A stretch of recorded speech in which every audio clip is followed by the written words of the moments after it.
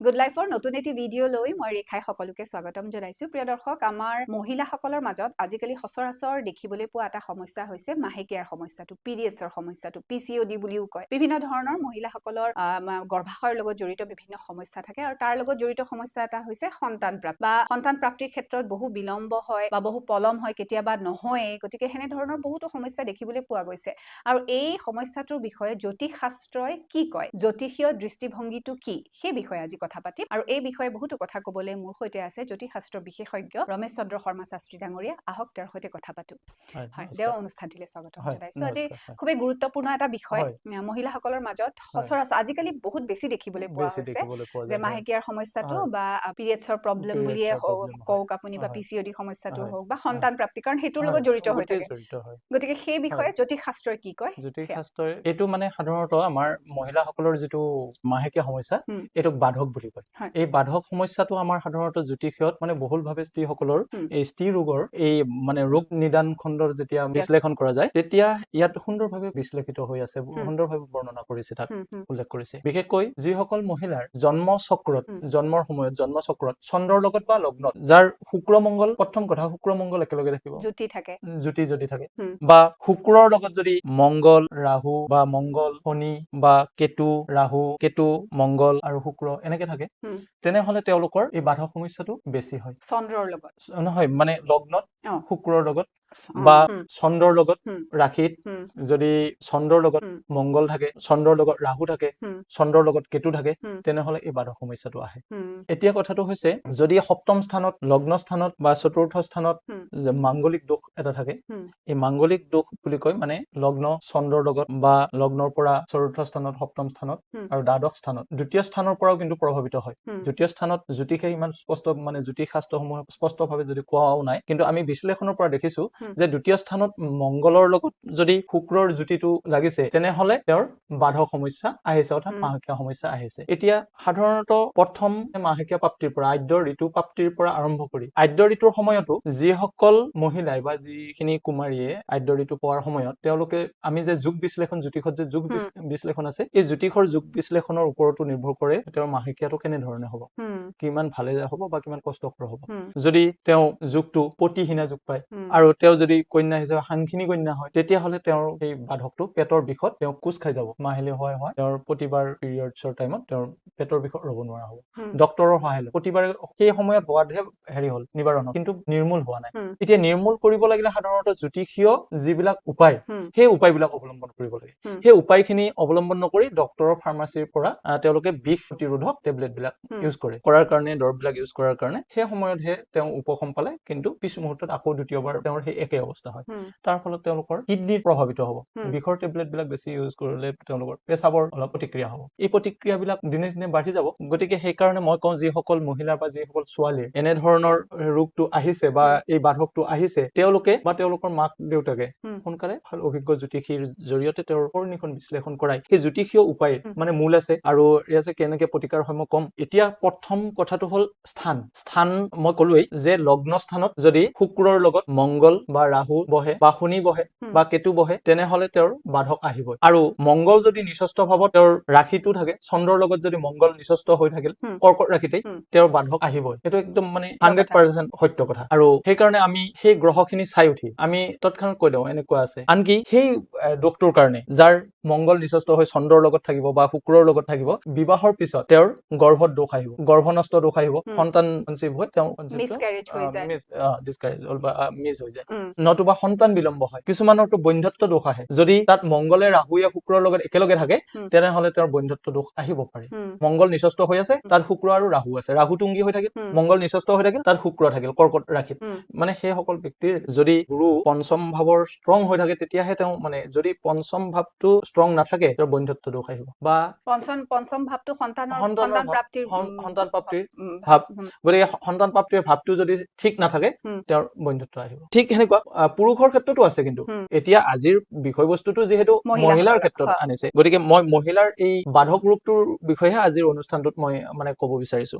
গতিকে ঠিক তেনেকে মহিলাসকলৰ বা এক সন্তান হয় দ্বিতীয় সন্তান এইটো কাকবিন্ধা বুলি কয় গতিকে সেই দ্বিতীয় সন্তান প্ৰাপ্তি নহয় আজিকালি কিছুমান মানে থাকিলেও মানে আৰু দ্বিতীয়বাৰ জন্ম নিদিয়ে মানে এক সন্তানেই চকুৰ মণি নয়নমণি হিচাপে তেওঁকে মানে চোৱা চিতা বা তেওঁকে ডাঙৰ দীঘল উপযুক্ত কৰাৰ ওপৰত ব্যস্ত হৈ যায় বহুতে আৰু মানে কি দ্বিতীয় সন্তান ইচ্ছা নকৰে যিসকলে কৰিও নাপায় বিশেষকৈ শুক্ৰ হল নাৰীসকলৰ গৰ্ভস্থানৰ অধিদেৱতা অধিগ্ৰহ গতিকে গোটেই গৰ্ভস্থলটোত মানে অধিকাৰ আছে শুক্ৰ গ্ৰহৰ এতিয়া শুক্ৰটো যদি দুৰ্বল হৈ থাকে যদি দূষিত হৈ থাকে তেনেহলে সেই কণীটো উৎপাদন কৰিব নোৱাৰে কণীটো উৎপাদন নহলে কি নহব তেওঁলোকৰ সন্তান প্ৰাপ্তি নহয় এই বাধক বিলাকৰো মানে ক্ষণস্থায়ী বাধক হ্ৰস্বম্যাদী অলপ ক্ষণস্থায়ী অতি ক্ষণস্থায়ী বাধক আৰু দীৰ্ঘস্থায়ী বাধকটো তুলিবলৈ যথেষ্ট কষ্ট হয় তাত জ্যোতিষীয় পৰামৰ্শৰ লগতে ডক্তৰৰ চিকিৎসাও ল'ব লাগিব চিকিৎসা শাস্ত্ৰৰো চিকিৎসা ল'ব লাগিব অনিবাৰ্য তেতিয়া সেই দীৰ্ঘম্যাদী যিটো বাধক আছে সেইটো উঠিব কিন্তু যিকেইটা অতি হ্ৰস্বকালীন ক্ষণস্থায়ী বাধক অতি ক্ষণস্থায়ী বাধক বা ক্ষণস্থায়ী বাধক সেইকেইটা জ্যোতিষীয় পৰামৰ্শৰ এই উপায়কেইটা অৱলম্বন কৰিলেই তেওঁলোকে কি কৰিব পাৰিব ইয়াৰ পৰা পৰিত্ৰাণ পাব আৰু সুফল পাব বা তাৰ আগতো ছোৱালী জীৱনত তেওঁলোকৰ যে আৰু ইৰেগুলাৰিটি মানে টাইমটো কেতিয়াবা মানে 40 দিন বা 35 দিন যাবই নালাগে নিয়মতে হ'ব লাগে কি 25ৰ পৰা 30ৰ ভিতৰত হ'বই লাগে সেইটো তাৰমানে টাইমিং 30ৰ পৰা যদি 35 পাইছে তেনেহলে তাক ইৰেগুলাৰ বুলি গণ্য কৰিব দিছে সমস্যা বুলি গণ্য কৰিব কিছুমানতো 40-45 দুমাহ 3 মাহ আমাৰ ওচৰত তেনে ধৰণৰ বহু মহিলাই মানে তেওঁলোকৰ ছোৱালীসকলক লৈ আহি আমি আৰু যেতিয়া কওঁ সৌৰণী বিশ্লেষণ কৰোঁতে কওঁ যে এওঁতো এনেকুৱা বোলে হয় দিও এতিয়া 3 মাহলৈকে হোমিওৰ মেডিচিন খুৱাই আছো আয়ুৰ্বেদিক খুৱাই আছো বা এলোৰ খুৱাই আছো সুফল পোৱা নাই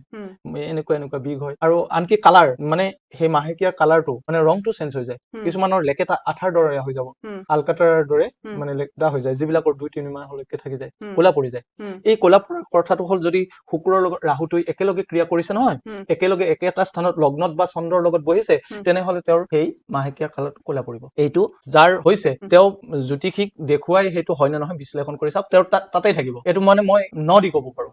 গতিকে এনে ধৰণৰ সমস্যা যদি যিসকলৰ কোলা পৰি যায় তেওঁলোকৰ গৰ্ভদোষ হোৱাটো মানে বহুলাংকে মানে 100% হৈ থাকে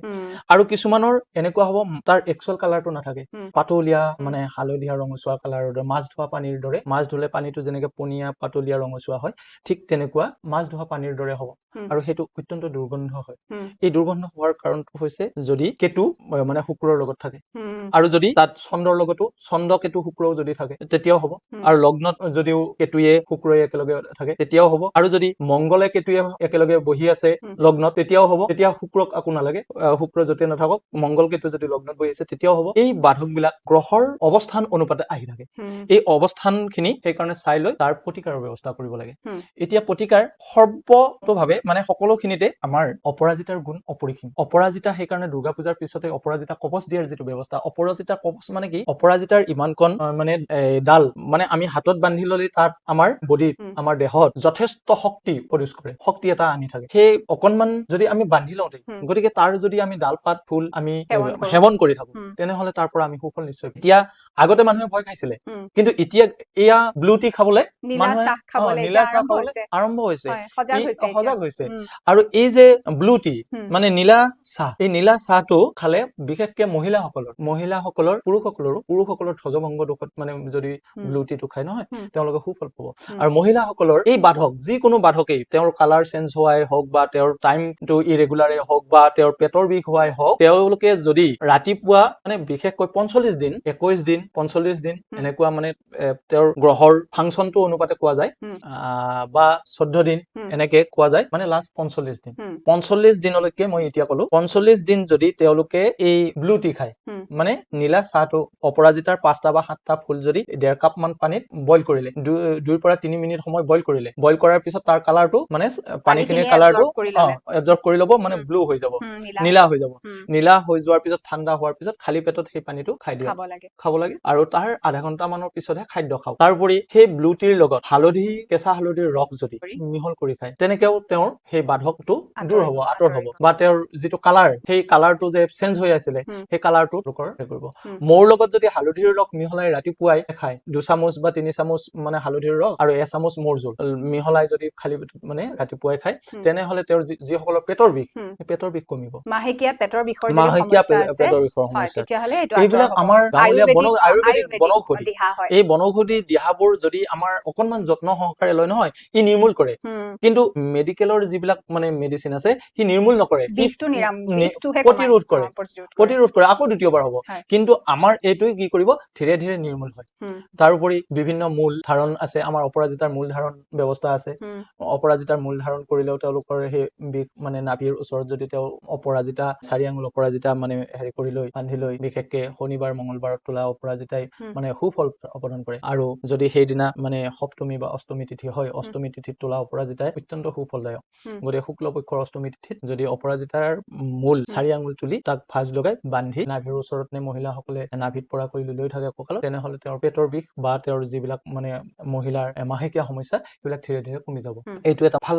উপায় ভাল দিহা এই ব্যৱস্থাবিলাক আৰু তেওঁলোকে এই জানিবৰ কাৰণে এতিয়া আচলতে তেওঁলোকৰ হৈ আছে কিন্তু গ্ৰহটো ক'ত আছে বা সেইটো কিমানখিনি দৃঢ়তাৰে পৰিছে বা সি লঘু নে দৃঢ় সেইটো চাই ল'বৰ কাৰণে অভিজ্ঞ জ্যোতিষীৰ হতুৱাই জানি লওক পৰামৰ্শ লওক সকলোৰে কাৰণে এই বিশেষকৈ অপৰাজিতা ফুলৰ বা ফুল অভাৱে পাতো দিব পাৰে কিন্তু ফুলটো উত্তম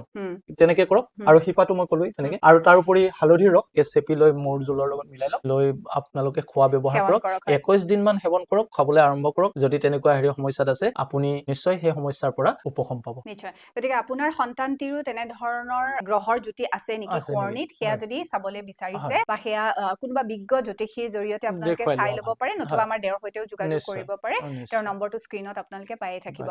পিছে এইখিনিতে দেও আজি বহুত কথা জানিলো মাহেকীয়া সম্পৰ্কীয় বহুতো সমস্যা থাকে গতিকে সেই সম্পৰ্কে যদি আৰু যদি কথা জানিবলৈ বিচাৰিছে মানে কৰ্ণিত আপোনাৰ সন্তানটিৰ তেনেকুৱা কিবা আছে নেকি দোষ সেই সম্পৰ্কে যদি জানিবলৈ বিচাৰিছে তেতিয়াহলে দেওৰ সৈতে অতি সোনকালে যোগাযোগ কৰিব নম্বৰটো পাই যাব আপোনালোকে স্ক্ৰীনত পিছে দেও বহুত কথা আজি জানিবলৈ পালো আৰু সঁচাকৈ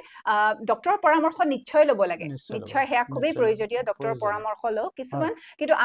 আমি প্ৰকৃতিয়ে দিয়া কিছুমান বস্তুৰ জৰিয়তে আমি সঁচাকে উপকৃত হ'ব পাৰো আৰু যিটো দেৱে ক'লে যে একদম মানে গুৰিৰ পৰাই সমস্যাটোৰ সমাধানটো হয় নহয় একদম মূলৰ পৰা সমস্যাটোৰ সমাধানটো হৈ যায় গতিকে সেয়া আপুনি কৰি চাব পাৰে যিখিনি দিহা দেৱে দিলে পিছে দেও অনুষ্ঠানটিলে অহাৰ বাবে আপোনাক ধন্যবাদ জনাইছো